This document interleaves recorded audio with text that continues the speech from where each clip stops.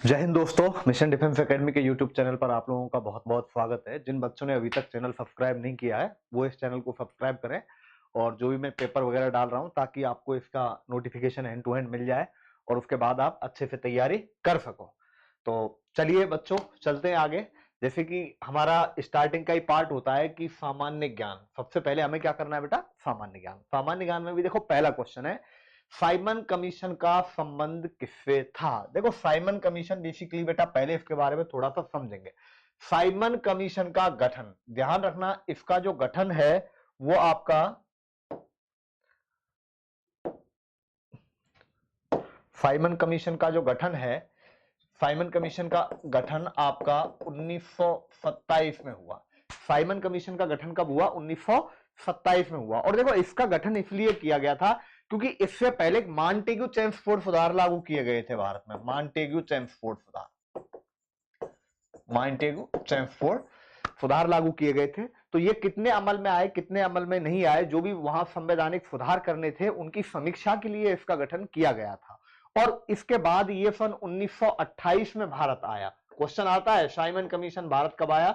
1928 में ये भारत आता है। और भारत आने के बाद होता क्या है कि बेटा, कि भारत आया उसके बाद यहां पर कांग्रेस ने और मुस्लिम लीग ने संयुक्त रूप से मिलकर इसका घोर विरोध किया। काफी जगह इसका बहुत ज्यादा विरोध हुआ। और ध्यान रखना, ये इसका मतलब संवैधानिक जो सुधार हुए थे उनकी समीक्षा के लिए भारत आया था।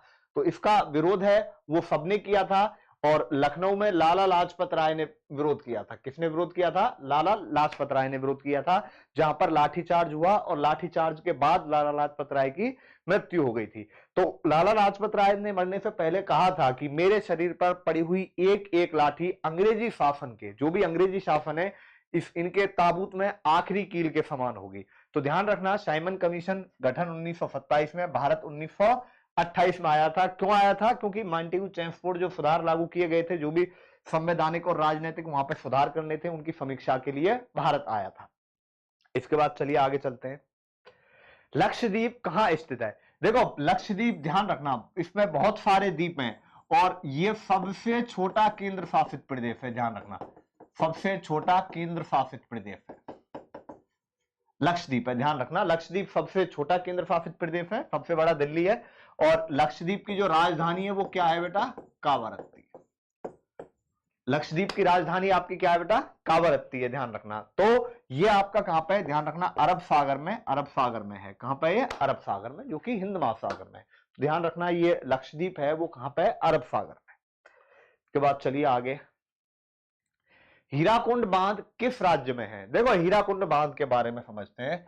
ये एशिया का मानव निर्मित सबसे बड़ा बांध है। मानव निर्मित सबसे बड़ा बांध है, सबसे बड़ा बांध। मानव निर्मित सबसे बड़ा बांध कौन सा है? हीराकुंड बांध है। हीराकुंड बांध के बारे में ध्यान रखना, यह आपका संबलपुर जिले में है, महानदी पर है। ये भी आता है कौन सी नदी पर है? महानदी पर है। और कौन से राज्य में है? उड़ीसा राज्य में है। ध्यान रखना, तो हीराकुंड बांध किस राज्य में है? उड़ीसा राज्य में है, संबलपुर जिले में है। और इसके अलावा इसके बारे में क्या चीजें इंपॉर्टेंट? महानदी पर है।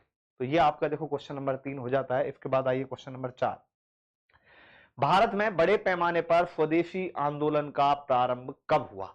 देखो बेटा, बात आती है स्वदेशी आंदोलन की। देखो स्वदेशी आंदोलन कब हुआ शुरू? देखो बात करते हैं 1905 की। 1905 की बात करते हैं। इन्होंने बंगाल का विभाजन किया। ठीक है, इन्होंने क्या किया बेटा? बंगाल का विभाजन किया 1905 में। इन्होंने, जो अंग्रेज हैं, अंग्रेजी सरकार ने कहा कि भाई बंगाल में बहुत ज्यादा जनसंख्या है और इस वजह से हम बंगाल का विभाजन कर रहे हैं, क्योंकि यहाँ पे जो भी आपकी जो प्रशासनिक सुविधाएं हैं या जो भी है वो प्रॉपर तरीके से नहीं कर पाते हैं। लेकिन सब लोगों को पता था कि इन्होंने बंगाल का विभाजन क्यों किया, क्योंकि जो बंगाल के लोग थे वहां हिंदू और मुस्लिम लगभग लगभग समान आबादी में थे। और समान आबादी में थे तो उनको थोड़ा राजनीतिक चीजों में वो पहले से ही आ गए, तो उनको क्या है कि हर चीज का पता रहता था। तो अब इस बंगाल विभाजन जिस दिन हुआ उसको बेटा शोक दिवस के रूप में मनाया गया पूरे देश में। किसके रूप में मनाया गया? शोक दिवस के रूप में मनाया गया। इसके बाद 1905 में ही दादा भाई नौरोजी, गोपाल कृष्ण गोखले ऐसे लोगों ने स्वदेशी आंदोलन शुरू किया। स्वदेशी आंदोलन मतलब उन्होंने कहा कि विदेशी वस्तुओं का हमें बहिष्कार करना है और जो स्वदेशी वस्तुएं उनको काम में लेना है। तो ध्यान रखना, तो स्वदेशी आंदोलन किसने कब हुआ? 1905 में हुआ था। 1905 में कब हुआ था? बंगाल विभाजन के बाद में हुआ था। इसके बाद चलिए आगे चलते हैं बेटा, क्वेश्चन नंबर 5, टेहरी बांध कहां पर है? देखो बेटा, टेहरी बांध की बात करते हैं हम। टेहरी बांध, ध्यान रखना, ये आपका भागीरथी और भीलांगना नदी, भागीरथी और भीलांगना नदी के संगम पर है। ध्यान रखना, ये भागीरथी और भीलांगना नदी के संगम पर स्थित है। और सबसे पहली चीज बता देता हूं बेटा, ये उत्तराखंड के, ये कहां पे है? आपका जो टिहरी बांध है वो आपके उत्तराखंड के टिहरी जिले में है। तो उत्तराखंड के कौन से जिले में? टिहरी जिले में है, जिले में। इसको ध्यान रखना बेटा, स्वामी राम सागर बांध भी कहा जाता है, स्वामी राम सागर बांध भी कहा जाता है। कौन से बांध को? टिहरी बांध को कहा जाता है, ध्यान रखना बेटा। इसके बाद चलिए आगे चलते हैं, क्वेश्चन नंबर 5 हो चुके हैं। काजीरंगा राष्ट्रीय उद्यान किसके लिए प्रसिद्ध है? देखो बेटा, ये क्वेश्चन पहले भी किसी पेपर में आ चुका है, तो इसके बारे में मैं आपको बता देता हूं। काजीरंगा राष्ट्रीय उद्यान, पहला हाथी। देखो, हाथी के लिए मैंने बताया था बेटा, नागरहोल है, नागरहोल राष्ट्रीय अभ्यारण्य है जो आपका कर्नाटक में आता है बेटा। ध्यान रखना, कई बार क्वेश्चन कि हाथी के लिए प्रसिद्ध राष्ट्रीय उद्यान कौन सा है, तो वो नागरहोल राष्ट्रीय उद्यान है। कहां पर है? कर्नाटक में। गेंडा की बात करें बेटा, एक सींग वाला गेंडा, एक सींग वाला गेंडा, जिसको हम भारतीय गेंडा भी कहते हैं, भारतीय गेंडा भी कहते हैं, ध्यान रखना। इसके लिए काजीरंगा राष्ट्रीय उद्यान फेमस है। और ये जो काजीरंगा राष्ट्रीय उद्यान है, ये आपका कहां पे है बेटा? असम में। ये बाघ है, बाघ के लिए मैं बता चुका हूं बेटा, आपका सरिस्का है अलवर राजस्थान में, अलवर राजस्थान में, जहां से आपकी ये क्लास चल रही है। मोर की बात करें, देखो बेटा, इसके ऊपर भी एक अच्छा क्वेश्चन बनता है। मोर की बात करें, ये क्वेश्चन भी बहुत बार आया हुआ है, एग्जाम में आता है कि मोर के लिए कौन सा है। तो ध्यान रखना बेटा, मोर के लिए एक चूलनोर अभ्यारण्य है, चूलनोर राष्ट्रीय अभ्यारण्य, जो आपका केरल में। कहां पे है? केरल में। तो चूलनोर राष्ट्रीय अभ्यारण्य बेटा, वो आपका कहां पे है? केरल में। और वो किसके लिए फेमस है बेटा? मोर के लिए फेमस है। वहां ऐसी परिस्थितियां डेवलप की गई हैं, ऐसी परिस्थितियां की गई हैं जो इनके प्रजनन के लिए और इनके रहने के लिए बहुत ज्यादा अच्छी हैं। इसके बाद चलिए आगे चलते हैं बेटा, क्वेश्चन नंबर 7। देखो, मानव के चर्म का रंग किससे बनता है? तो देखो बेटा, यहां पर आपका पहला ऑप्शन दिया गया है इंसुलिन, हीमोग्लोबिन, एड्रेनलिन, मेलानिन। देखो बेटा, जो गहरा श्याम वर्ण है, जो भी गहरे श्याम वर्ण के लोग हैं, गहरे श्याम वर्ण के लोग हैं, उनका मेलानिन से बनता है। तो इसका आप आंसर मेलानिन ही कर लेना। हालांकि ध्यान रखना, जिनका हल्का रंग होता है उनका हीमोग्लोबिन की वजह से भी चर्म का रंग बनता है। जो गहरे श्याम वर्ण है उनका किससे बनता है? मेलानिन से बनता है। इसके बाद चलिए आगे चलते हैं बेटा, क्वेश्चन नंबर 8, राष्ट्रपति राज्यसभा। देखो, जहां भी राज्यसभा आ जाए, राज्यसभा में 250 सदस्य, बता देता हूं।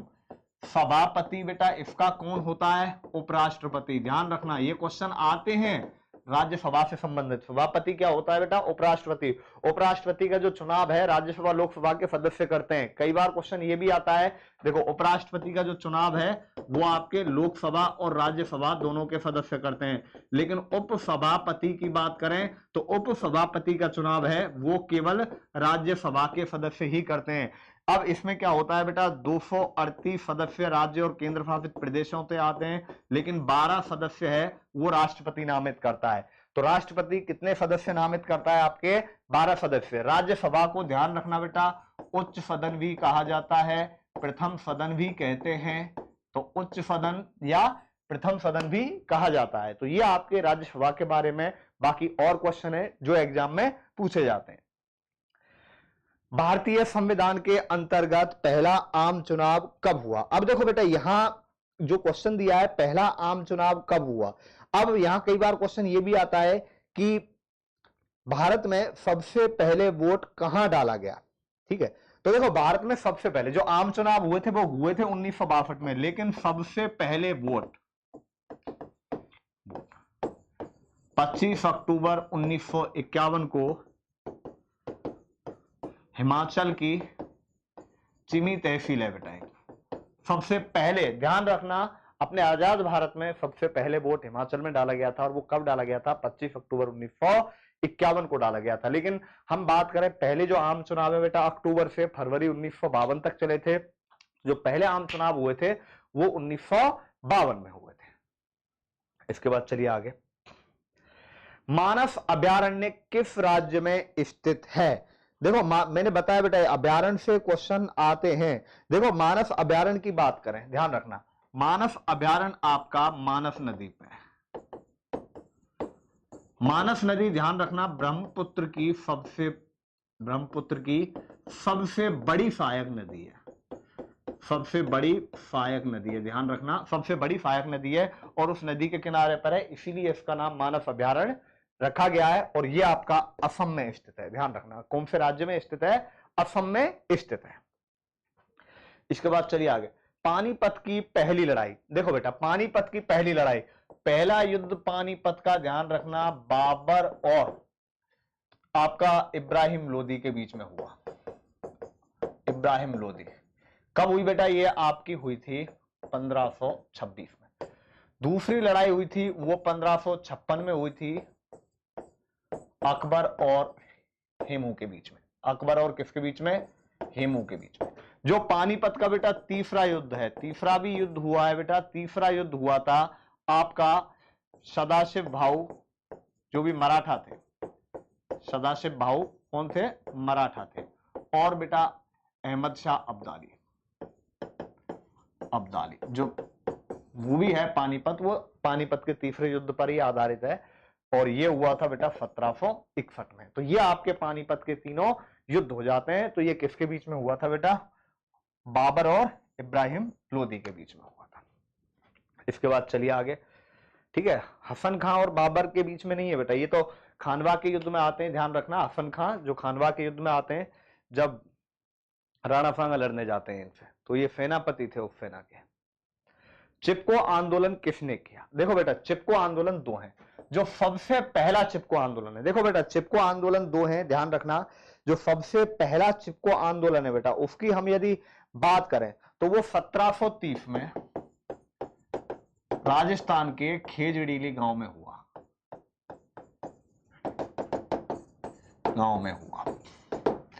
ठीक है, राजस्थान के कौन से गांव में हुआ? खेजड़ीली गांव में हुआ। और ध्यान रखना यहां पे लगभग 300 जो खेजड़ी के वृक्ष हैं वो काटे जा रहे थे। उनको बचाने के लिए बेटा वहां की जो पुरुष और महिलाएं हैं, दोनों महिलाओं ने बहुत ज्यादा बढ़ चढ़ के हिस्सा लिया था इसमें।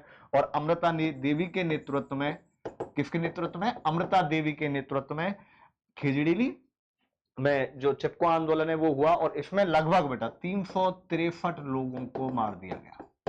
363 लोगों की हत्या कर दी गई या उनको मार दिया गया। और ध्यान रखना ये विश्नोई समाज के लोगों ने किया था। विश्नोई समाज के लोगों ने किया था। इसके बाद आते हैं बेटा ऐसे जो दूसरा वाला है, जो इसमें देखो ऑप्शन में इनमें से नहीं दे रखा है कोई, तो एक चिपको आंदोलन और है जो आपका आई थिंक 1970 की बात है, जो चमोली जिले में हुआ है। चमोली जिले में, उत्तराखंड में, उत्तराखंड के कौन से जिले में? चमोली जिले में। तो यहां पर भी क्या बेटा वनों को और काफी वृक्षों को, लगभग 24,000 वृक्षों को काटा जाना था, लेकिन वहां के लोगों ने इनको बचाया और लगभग 25-30 लोग इस आंदोलन में मारे गए थे। और ये सुंदरलाल बहुगुणा जी ने शुरू किया था। इसके बाद चलिए आगे चलते हैं। टेलीविजन का आविष्कार कौन है? देखो बेयर्ड ने टेलीविजन का आविष्कार किया। मार्कोनी ने जो आविष्कार किया वो किसका आविष्कार किया? रेडियो का आविष्कार किया। तो बेटा आविष्कारक आपको बहुत जरूर याद रखने हैं, क्योंकि आविष्कारकों से क्वेश्चन आपके अमूमन पूछे जाते हैं। आंध्र प्रदेश के शास्त्रीय नृत्य का नाम है, देखो बेटा ओडिसी की बात करें तो यह आपका उड़ीसा राज्य का है। कथक की बात करें उत्तर भारत का है, उत्तर भारत में भी मुख्य रूप से उत्तर प्रदेश में किया जाता है। अब हम बात करें बेटा कुचिपुड़ी की, तो कुचिपुड़ी ध्यान रखना आंध्र प्रदेश का शास्त्रीय नृत्य है। कौन सा है आंध्र प्रदेश का शास्त्रीय नृत्य? कुचिपुड़ी। इसके बाद बेटा और हैं 2-3 वो बता देता हूं मैं। कथकली, जो कथकली नृत्य है वो आपका केरल राज्य का है, ठीक है। कथकली के बाद आता है बेटा आपका भरतनाट्यम। भरतनाट्यम ये आपका बेटा भरतनाट्यम है, ये तमिलनाडु का है,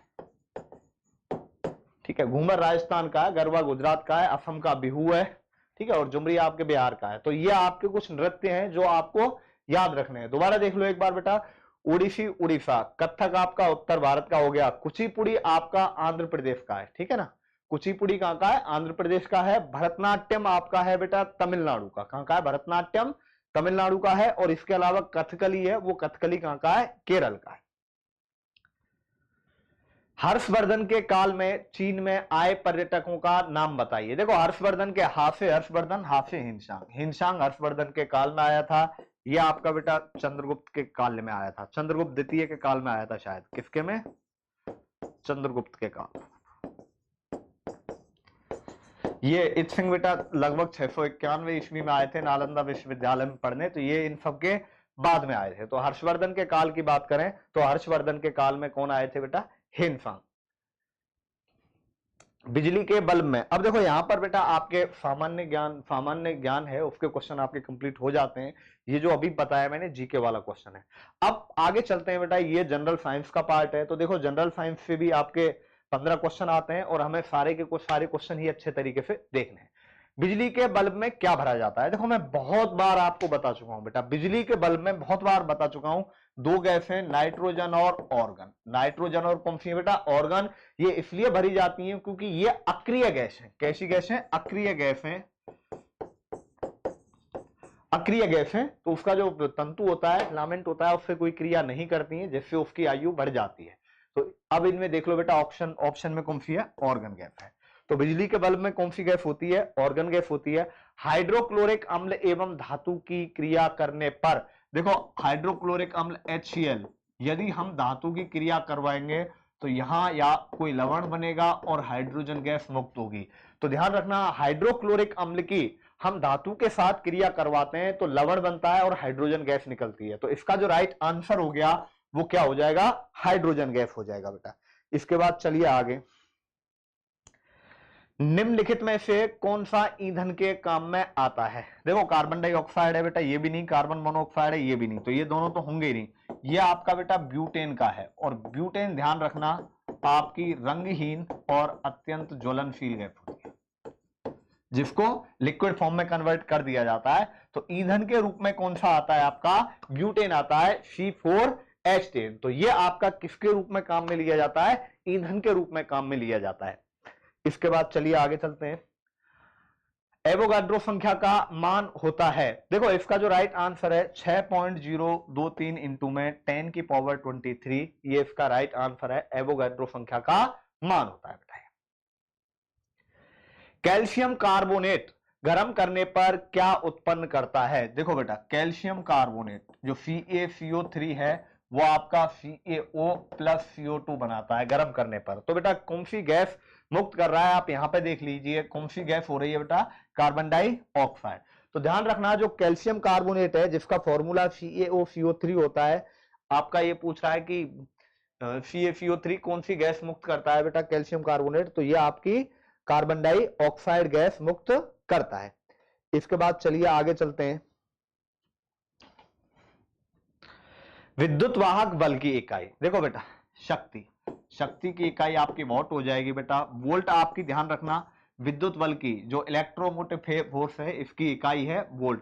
जूल आपकी ध्यान रखना बेटा कार्य या ऊर्जा की इकाई होती है, न्यूटन आपकी बल की इकाई होती है। तो ये आपको बेटा आप देख रहे हो ज्यादातर पेपरों में एक आध क्वेश्चन ऐसा आ ही रहा है, तो आप हमेशा ध्यान रखना, ये आप अच्छे तरीके से याद कर लेना किसका मात्रक क्या है, ये एग्जाम में आपसे अमूमन पूछे जाते हैं। इसके बाद आइए क्वेश्चन नंबर 22, नाभिकीय संलयन। देखो बेटा दो चीज होती है, एक तो नाभिकीय संलयन होती है और एक होती है नाभिकीय विखंडन। देखो नाभिकीय संलयन में क्या होता है बेटा, दो अणु जुड़कर एक अणु बनाते हैं, और नाभिकीय विखंडन में दो अणु टूटकर क्या करते हैं आपके, सॉरी एक अणु टूटता है दो भागों में या अधिक भागों में। तो नाभिकीय संलयन क्रिया में क्या होता है, अणु जुड़ते हैं। तो यह प्रक्रिया है आपकी कहां पे होती है बेटा, हाइड्रोजन बम में। कई बार क्वेश्चन आया परमाणु बम और ये आपके जितने भी हैं ये आपके नाभिकीय विखंडन की क्रिया पर आधारित है। नाभिकीय संलयन का सबसे बढ़िया एग्जांपल है हाइड्रोजन बम। इसके अलावा बेटा जो सूर्य है, सूर्य में भी आपकी कौन सी क्रिया होती है? नाभिकीय संलयन क्रिया होती है। और सूर्य में ध्यान रखना 74% कौन सी गैस होती है? हाइड्रोजन गैस होती है। एक स्थायी वस्तु में देखो वेलोसिटी, देखो मोमेंटम और एक्सीलरेशन, आपके त्वरण, संवेग और वेग एक गतिशील वस्तु में होते हैं। एक स्थायी वस्तु में आपकी क्या होती है? ऊर्जा होती है। इसके बाद चलिए बेटा आगे। ध्वनि तरंगों की गतिशीलता तभी संभव है जब वहां पर माध्यम हो, घनीभूत हो, विरल हो, निर्वात हो, वैक्यूम हो। वैक्यूम में तो होती नहीं है बेटा।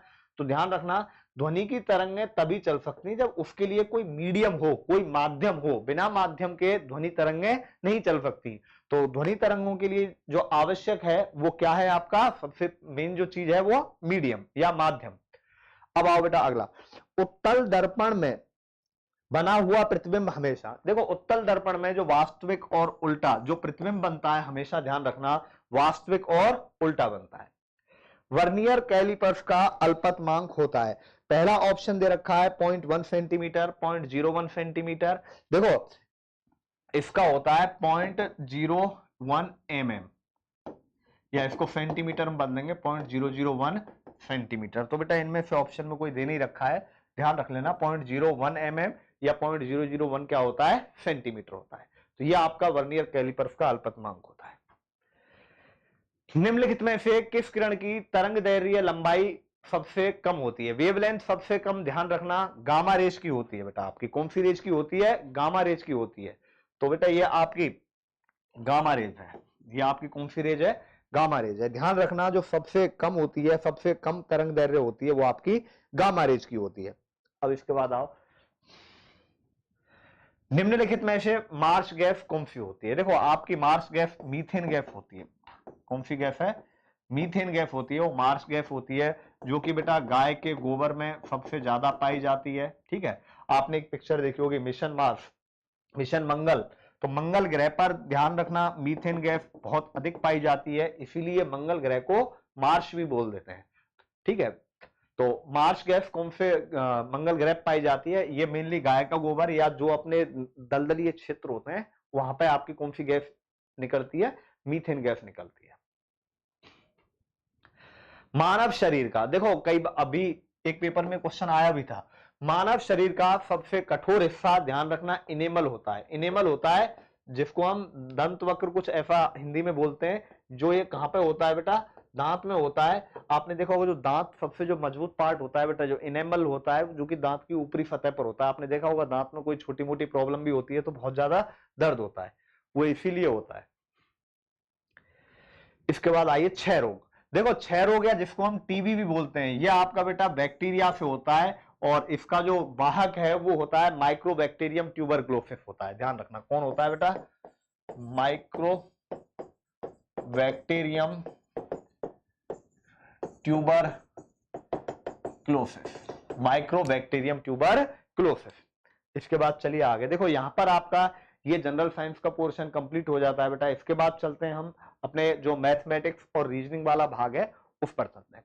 देखो बेटा 2/5 क्विंटल चावल की कीमत, इधर देखो 2/5 क्विंटल की कीमत 180 है। तो 1 क्विंटल की 180 बटा 2/5, 5 ऊपर आ जाएगा, 180 गुणा 5/2। आपसे पूछा है 2/3 की कीमत क्या होगी?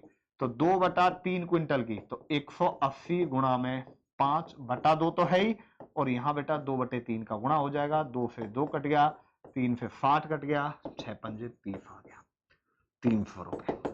तो इसका जो राइट आंसर है वो आपका क्या आ जाएगा? 300। सीधा सा कर देना है, 2/5 180 का है तो 180 बटा में 2/5 आ जाएगा, 2/3 याद करना है, 5 ऊपर चला जाएगा और डायरेक्ट उसमें गुणा कितने का हो जाएगा? 2/3 का हो जाएगा।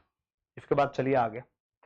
एक चुनाव में जीतने वाला उम्मीदवार 52% मत प्राप्त करके 48,000 मतों से जीत गया। तो बताओ मतदाता सूची में कुल कितने मत थे? 4800 मतों से जीता है।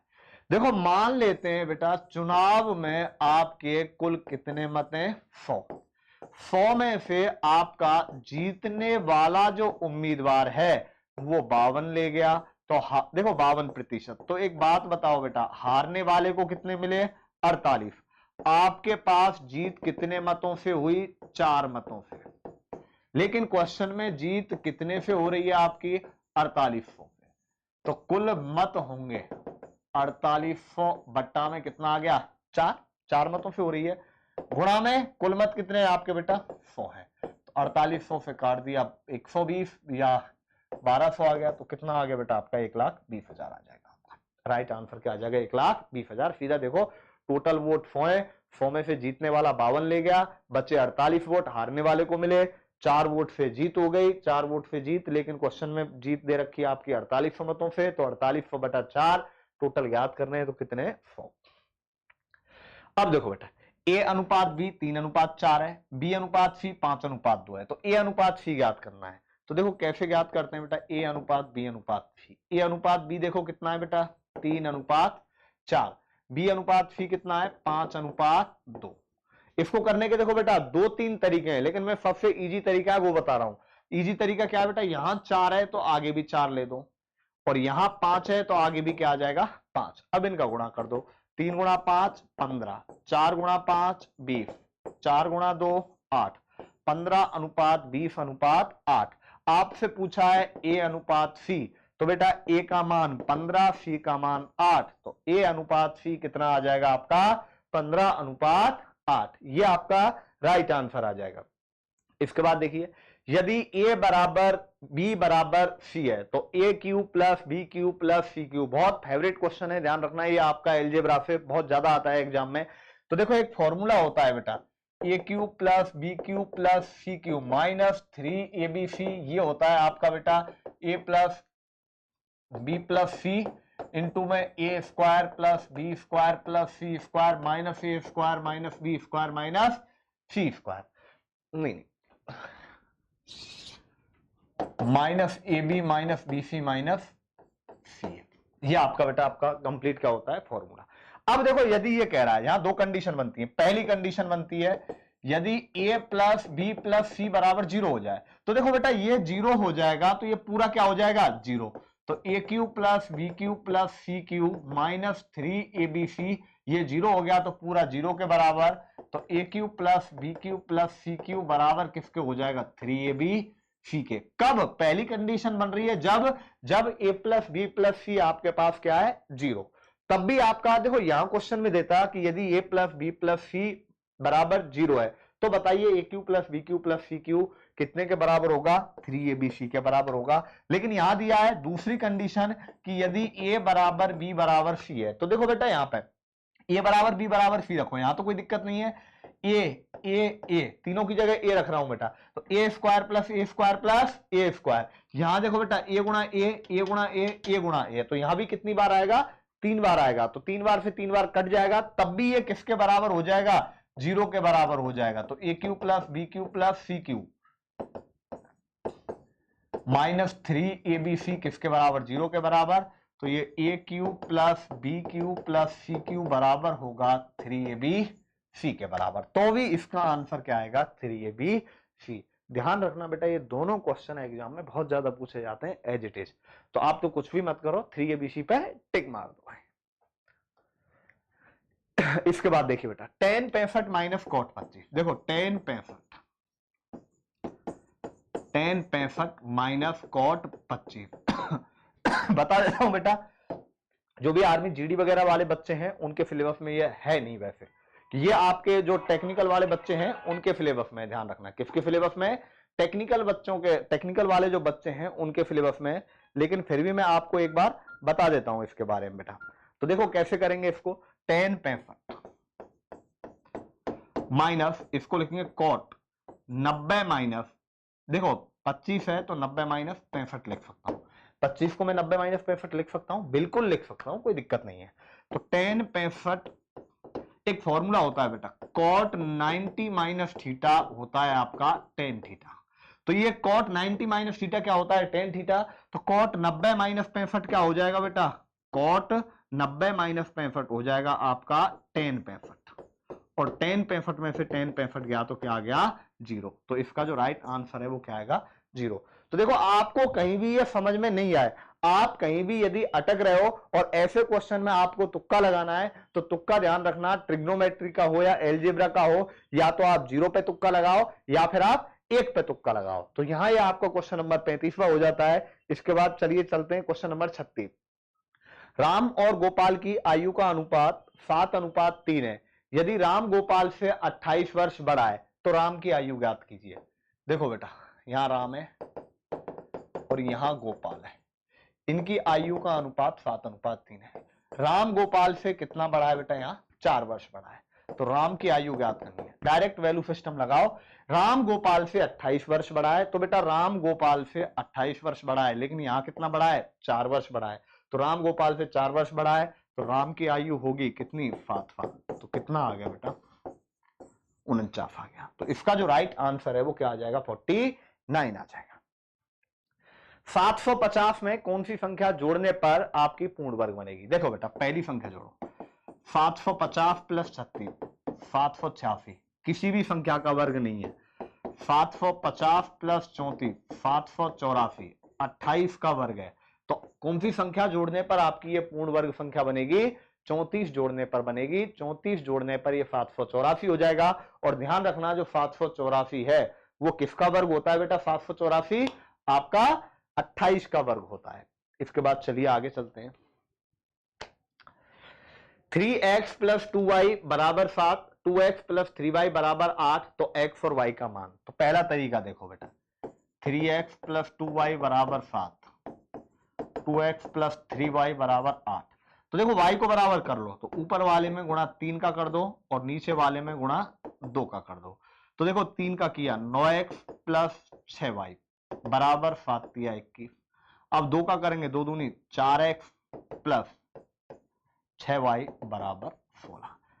चिन्ह बदल जाएंगे बेटा, 6y से 6y गया, तो यहां पर देखो बेटा माइनस क्या बचा? 5x, सॉरी माइनस नहीं प्लस का ही आएगा ये। तो यहां पे क्या बचा आपका? 5x बराबर 5। तो x बराबर कितना आ गया? 1। तो x का मान 1, आप y का मान आप किसी भी एक समीकरण में रख दो। यहां 3 गुणा 1 प्लस 2y बराबर 7। तो यहां पे बेटा 2y बराबर 7 माइनस 3, तो 2y बराबर 4। तो y बराबर कितना आ गया? 2। तो x और y के मान कितने आ जाएंगे? 1 और 2। आप इसको दूसरे तरीके से भी कर सकते हो बेटा, ऑप्शन में रख के देखो x और y के मान, जिस ऑप्शन से ये 7 आ जाए, ये 8 आ जाए, वही आपका राइट हो जाएगा। जैसे 5 रखता हूं पहले में, तो 3 पंजे 15 प्लस है बेटा, तो ये तो होएगा ही नहीं भाई, 3 पंजे 15 ही हो गया, जोड़ने पर 7 आना चाहिए, तो इसका मतलब ये तो गलत हो गया। अब x बराबर 1 रखो, y बराबर 2, तो 3 गुणा x की जगह 1 रखो, 3 एकम 3 प्लस 2, y की जगह क्या रखो? 2, तो 2 दूनी 4, 4 और 3 कितने हो गए? 7। बिल्कुल ये सेटिस्फाई कर रहा है। आगे देखते हैं, 2x प्लस 3y, तो x की जगह 1 रखो, 2 एकम 2, y की जगह 2 रखेंगे, 3 दूनी 6, और 6 और 2 कितना हो गया बेटा? 8। तो इसका जो राइट आंसर है वो आ जाएगा आपका x बराबर 1 और y बराबर 2। अब इसके बाद आओ, त्रिभुज के बाहरी कोणों का योग। देखो 2 फॉर्मूले होते हैं बेटा, आंतरिक कोणों का जो योग होता है वो होता है n-2 गुणा में 180, जहां पर n होती है आपकी क्या? भुजाओं की संख्या। भुजाओं की संख्या, n क्या होती है यहां पे? भुजाओं की संख्या।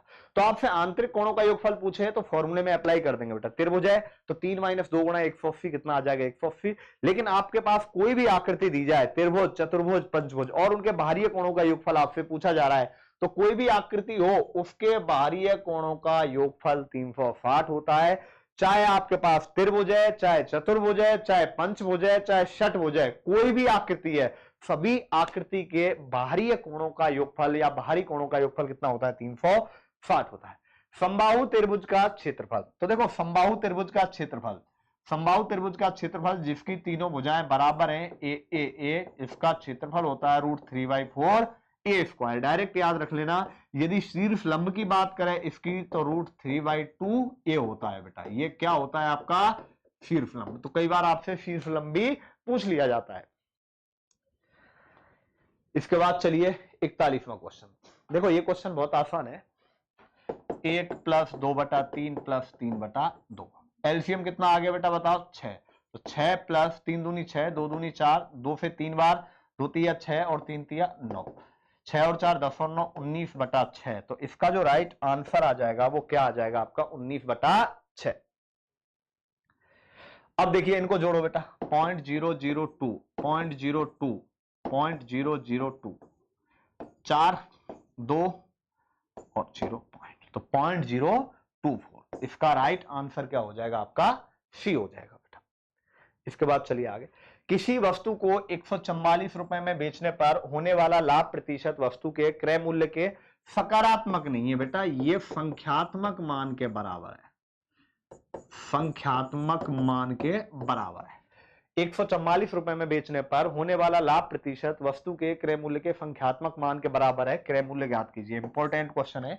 इसको करने का पहला तरीका देखो, ये मान लो बेटा क्रय मूल्य कितना है x, लाभ कितना है x प्रतिशत, और विक्रय मूल्य कितना है आपके पास 144। अब विक्रय मूल्य क्या होता है बेटा, विक्रय मूल्य होता है आपका क्रय मूल्य प्लस लाभ। भाई आपने वस्तु 120 रुपए में बेची है, खरीदी 100 की, मान लो 20 का लाभ है, तो विक्रय मूल्य 100 + 20 हो जाएगा। क्रय मूल्य में हम विक्रय मूल्य जोड़ देंगे, तो अब यहाँ क्रय मूल्य x है, लाभ x का x प्रतिशत है, और ये कितने के बराबर है, विक्रय मूल्य 144।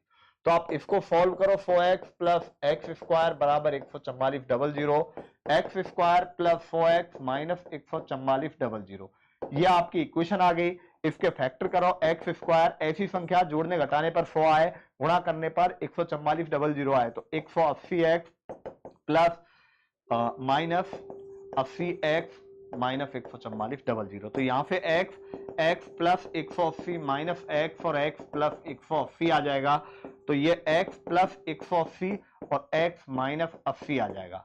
तो इसको करेंगे बेटा x बराबर माइनस 180 और x बराबर 80।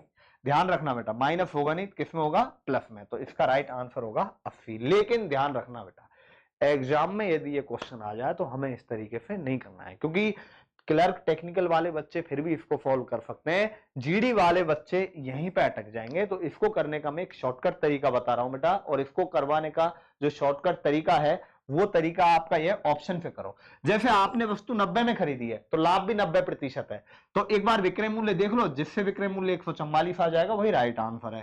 तो 90 में खरीदी, लाभ है तो प्लस 90 का 90% करके देखो बेटा एक बार, 90 + 81 ये आ रहा है आपका 171, तो 171 आ रहा है, तो ये गलत है क्योंकि 144 आना चाहिए। बी देखो 80 + 80 गुणा 80 बटा में 100, 2 0 से 2 0, तो 80 + 64 कितना आ गया आपका 144। तो 144 आना चाहिए, वो किस ऑप्शन से आ रहा है, ऑप्शन बी से आ रहा है, तो इसका मतलब ऑप्शन बी इसका राइट आंसर है। इसके बाद चलिए आगे, इनका औसत 53 है। औसत मतलब राशियों का योग बटे राशियों की संख्या, यही होता है फॉर्मूला। तो राशियों का योग, इनको जोड़ो, 74 + 52 + x + 48 + 36 बटा में 5, और ये किसके बराबर है बेटा, 53 के बराबर है।